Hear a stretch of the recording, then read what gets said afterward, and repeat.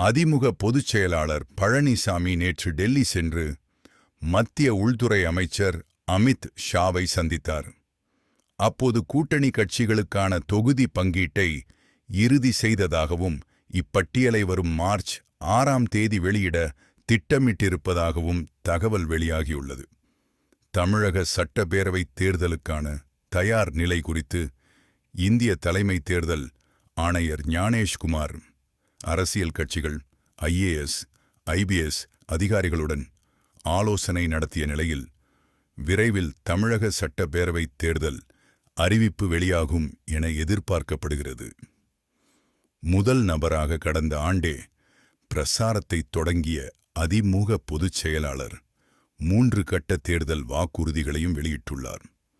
ஆனால் கூட்டணி முழு வடிவம் பெற்றுள்ள நிலையில் இன்னும் தொகுதி பங்கீட்டை தொடங்கவில்லை.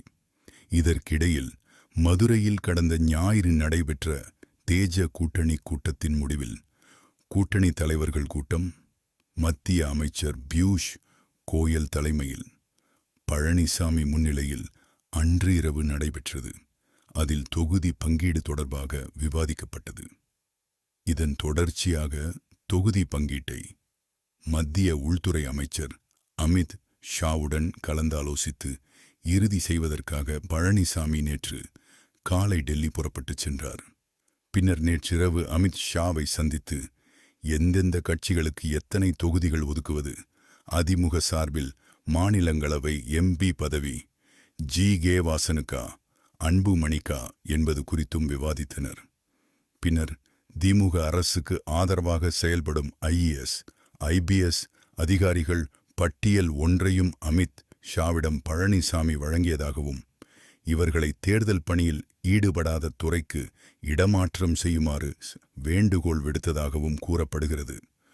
தொகுதி பங்கீடு தொடர்பாக இறுதி செய்யப்பட்ட பட்டியல் குறித்து அதிமுக மாவட்ட செயலாளர்களுடன் பழனிசாமி நாளை மாலை சென்னையில் ஆலோசிக்க உள்ளார். அதனைத் தொடர்ந்து வரும் மார்ச் 6ஆம் தேதி பட்டியல் வெளியாகும் என எதிர்பார்க்கப்படுகிறது. மாநிலங்களவை உறுப்பினர் பதவிக்கான வேட்புமனு தாக்கல் மார்ச் 5ஆம் தேதியுடன் முடியும் நிலையில் யாருக்கு MP பதவி வழங்குவது என 4ஆம் தேதி நாளை அறிவிக்க இருப்பதாகவும் கூறப்படுகிறது.